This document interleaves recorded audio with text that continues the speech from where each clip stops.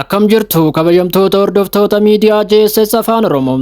Nageenyi bakka jirtan hundatti isiniif haa ta'u jecha miidiyaan keessan JSS Afaan Oromoo sagantaa isaa babal'isuun oduulee biyya keessa fi biyya alaa dabalachuun guyyaatti yeroo 4 isiniin ga'uuf qophii isaa xumureera.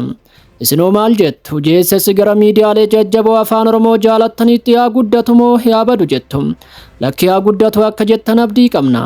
Meelaayik itti roobsu yaada keessan karaa komentiin nuuf laadhaa jecha kabajaan isin gaafanna. Kallattumaan gara oduulee gaggabaaboo galgala kanaaf qabanneetti dabarra.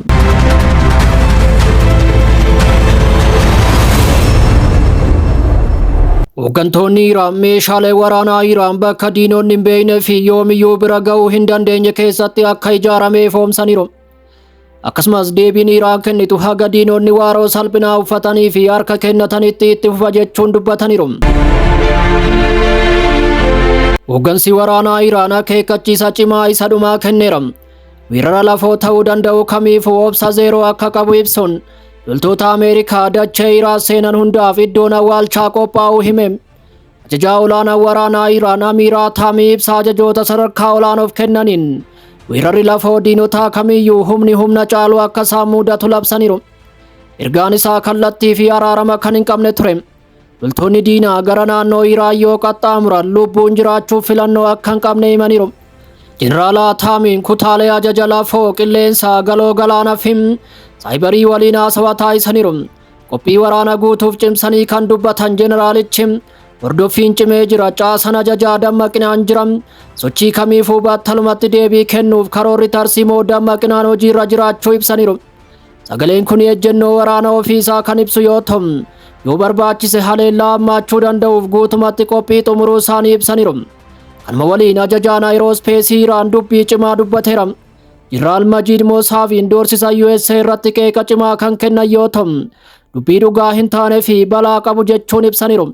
Jeneraalichi ibsa qaxxaamuraa kennaniin afaan akkasii loltoota Ameerikaa kallattiin balaaf kan saaxilu ta'uu ibsuun balaa siyaasaa gara dirree waraanaatti jijjiiramuu akka danda'u akeekkachiiseera. Ibsi kun kan kenname kallattiin ibsa Doonaald Tiraamp fi Piit Heegzeet irraa kan ka'e yoo ta'u, isaanis bu'uuraalee misoomaa gurguddoo Iraan irratti xiyyeeffachuuf doorsisaniiru. Ajajoonni Iraan akeekkachiisa kana doorsisa qofa osoo hin taane agarsiistuu balaa hammaachuu danda'u akka ta'e ibsaniiru. Haalli amma jiru saffisaan jijjiiramaa kan jiru yoo ta'u, jechoonni gara ejjennoo waraanatti jabaataniiru. Humnoonni Iraan naamusa, qindoominaa fi qophii sadarkaa olaanaa jiru hundaaf waraana lafoo qilleensa fi sanaa olitti bobba'uuf tilmaamaa akka jiranis himameera. Shallaggiin dogoggoraa kamiyyuu bu'aa hamaa fiduu akka danda'us akeekkachiisaniiru. Gama biraan humni waraanaa Iraan duula babal'achaa jiruun haleellaa haloo ba'uu dambalii 90ffaa lakkisuun ergaa humna guddaa qabu guutuu naannichaaf dabarseera. Haleellaa murteessaa ta'een Koreen eegdota warraaqsa Islaamaa Iraan indaastirii ulfaatoo Ameerikaa waliin hidhata qabanii fi baay'ee murteessoo ta'an gara daaraatti jijjiiruu ibse. Rukuttaan kun haleellaa Israa'elii fi Ameerikaa warshaa sibiila Iraan irratti raawwatan hordofee kan godhame yoo ta'u, Iraanis dhaabbilee sibiila fi almuuneemii Ameerikaa fi Israa'el barbadeessuun haloo baateetti. Dambalii yeroo dhiyoo kun haleellaa haloo ba'uu caalaa humna guddaa agarsiiseera. Iraan qabeenya indaastirii dantaa Ameerikaa walii wal qabate rukutuun yeroo tokkotti daayinaamiksii diinagdee fi waraana irratti dhiibbaa uumuuf dandeesseetti. Xiinxaltoonni akka jedhanitti haleellaan akkasii humna basaasaa cimaa, misaayila sirrii fi loojikii gadi fagoo kan barbaadu yoo ta'u, haleellaan Iraan taasisaa jirtu hagam cimaa akka ta'e kan mul'isudha. Humni waraanaa Iraan kan gurmaa'e, kan dandamatuu fi yeroo darbaa deemuun humna isaa eeguu akka danda'u mirkaneesseera. Haalli kun akkuma guddachaa dhufeen ergaan jiru kan hin dogoggorre ta'eera. Iraan dandeettii deebii kennuu qofa osoo hin taane saffisaa fi kallattii waraana naannichaa bocuu akka dandeessu agarsiisteetti. Dubbii himaa waajjira muummee giddu galeessaa Haataam Alnaabiyaa ibsa kennaniin Ameerikaa fi Israa'el waa'ee dandeettii waraana Iraan isa dhugaa homaan beekan jechuun ibsaniiru. Leetanaal Koloneel Ibraahim Zolbaagaarii dubbii Tiraamp haleellaan dhiheenya kana raawwatame tarsiimoo waraana Iraan barbadeessee jira jedhan kuffisaniiru. Bakkeewwan haleellaa Ameerikaa fi Israa'el irratti xiyyeeffatan taargeettii sirrii akka hin taane ibsuun oomishni waraana Iraan guddaan misaayilii, diroonii, ittisni qilleensaa fi sirni waraana elektirooniksii akka hin tuqamne cimsanii dubbataniiru. Akka isaan jedhanitti meeshaalee waraanaa Iraan bakka diinonni hin beeknee fi yoomiyyuu bira ga'uu hin dandeenye keessatti akka ijaaramee ifoomsaniiru. humna waraanaa Iraan dogoggoraa shallaguunis ta'e xiqqeessanii ilaaluun USA fi Israa'el waraana kana hammeessuu qofa akka ta'e ibsaniiru. Wallabdee kana keessatti gadi fageenyaan akka seenanis akeekkachiisaniiru. Akkasumas deebiin Iraan kennitu haga diinonni waaroo salphinaa uffataniif harka kennatanitti itti fufa jechuun dubbataniiru. Itti dabaluun haleellaan ciccimoo fi diigumsa fidan ammallee akka dhufanis ibsaniiru. Guraandhala 28 irraa eegalee Iraan irra deddeebiin haleellaa misaayilaa fi diroonii buufataalee Ameerikaa fi naannolee Israa'el irratti raawwatteetti. Iraan humni waraanaa ishee akka hin tuqamnee fi wallabdeen kun xumuramuu irraa akka fagaate mallattoo agarsiisu wallabdeen jiru daran hammaateera.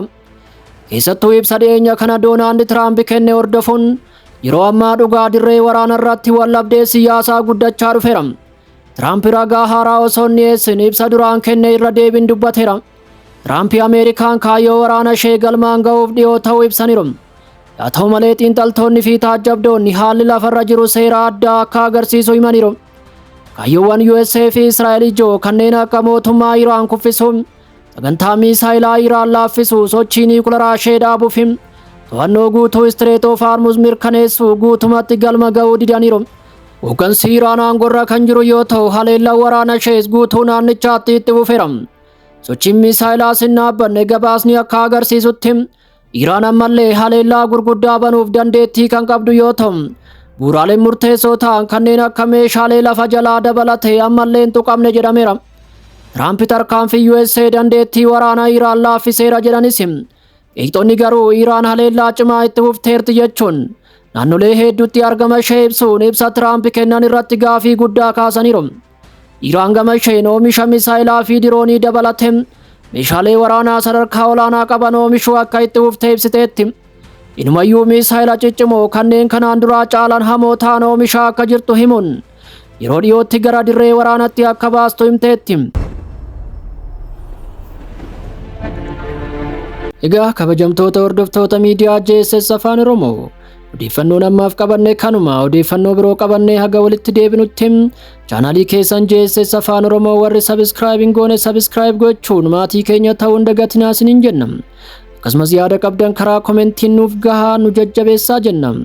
JSS Afaan Oromoo yeroo dhiyootti sagantaa isaa babal'isuun oduulee biyya alaa fi kan biyya keessaa dabaluun guyyaatti yeroo 4 isiniif dhiyeessuuf qophii isaa xumuruu gammachuu guddaan isin beeksisa.